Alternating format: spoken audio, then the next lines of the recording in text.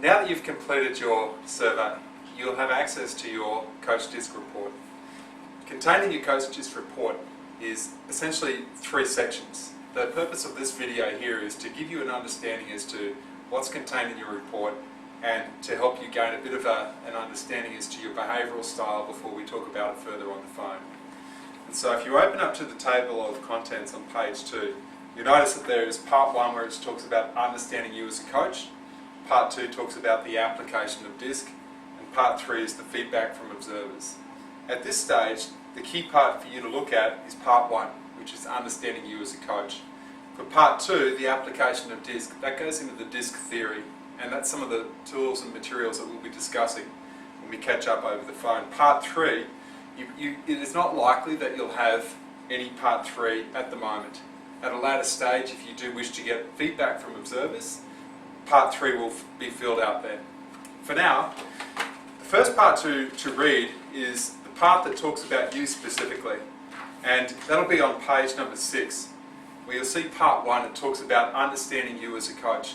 These are the general behavioural characteristics. So what I'd like you to do is to take an opportunity to read through this page, and it extends onto the second page there on part 7, and I'd like you to, once you've read it, to give a bit of a guide as to the degree to which you feel like it describes you well. If you feel like the report describes you to at least an 8 out of 10, that's a fairly common response. Most people will think that it describes them to at least an 8 out of 10. If you don't feel like it describes you well, we want you to get in contact with us because we'd like to give you the opportunity to do it again. Once you've read through that page, what you'll find in the following pages all the way up basically to part 2 of the report are communication tips for others. It talks about your behaviour under stress. It talks about your motivations, your needs, what you need as a coach. And then finally it talks about your graphs, which are contained on page 19 of your report. Now, your graphs are going to be some of the material that we'll go through in further detail. And this will give you a better understanding as to your behaviours, but importantly how to look at someone else's graphs and interpret those as well. So for now, what I'd like you to do is take an opportunity to literally look through each of those pages that I mentioned and literally mark out the aspects of your report which you feel like you strongly agree with.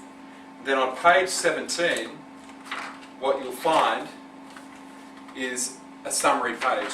And this summary page, it talks about literally taking your key strengths, your style tendencies, your motivations, your needs, your ideal sporting environment, communication tips for others, and areas for improvement, and any extra notes you wanted to make. But this summary page acts as a guide for helping other people to understand yourself as well. So for now, that's the key thing that I'd like you to complete.